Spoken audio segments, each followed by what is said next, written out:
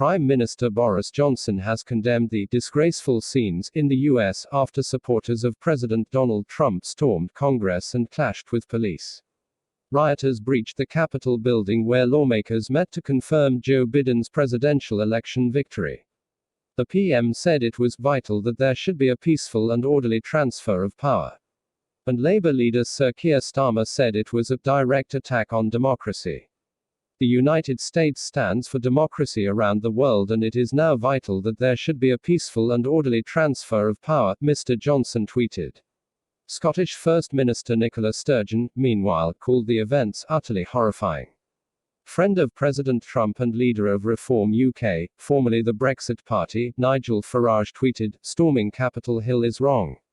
The protesters must leave." The US Congress has now reconvened after the violence, spurred on by Mr. Trump's unproven claims of electoral fraud, to certify Mr. Biden's victory in the US election in November. Hundreds of the president's supporters stormed the Capitol and staged an occupation of the building in Washington, D.C. Both chambers of Congress were forced into recess, as protesters clashed with police and tear gas was released. 4 people died on Capitol grounds during the violence, including a woman shot by police and 3 others, who died as a result of medical emergencies, local police said. UK MPs from across the political spectrum have criticized the events in the US. Foreign Secretary Dominic Raab said there was no justification for these violent attempts to frustrate the lawful and proper transition of power, while Home Secretary Priti Patel called the scenes unacceptable and undemocratic.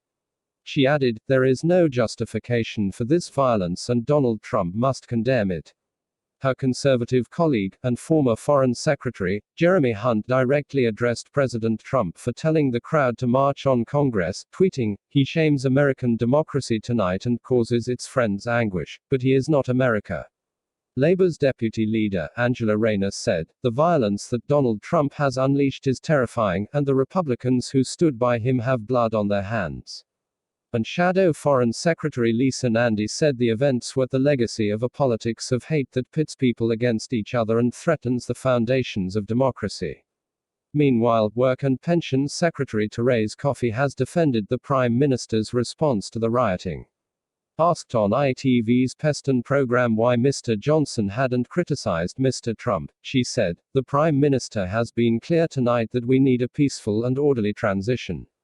Ms. Coffey added that events in the US were a reminder that democracy is something precious, and will only continue to thrive as long as we protect institutions that make this country important and not demean each other when the majority of what we want to achieve is similar outcomes.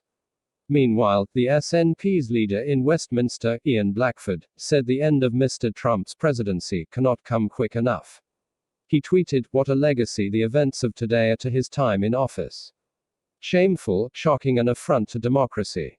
Leader of the Liberal Democrats, Ed Davey, called the scenes absolutely horrendous, while his party's foreign affairs spokeswoman, Layla Moran, said, "The scenes coming out of Washington tonight are an attack on democracy."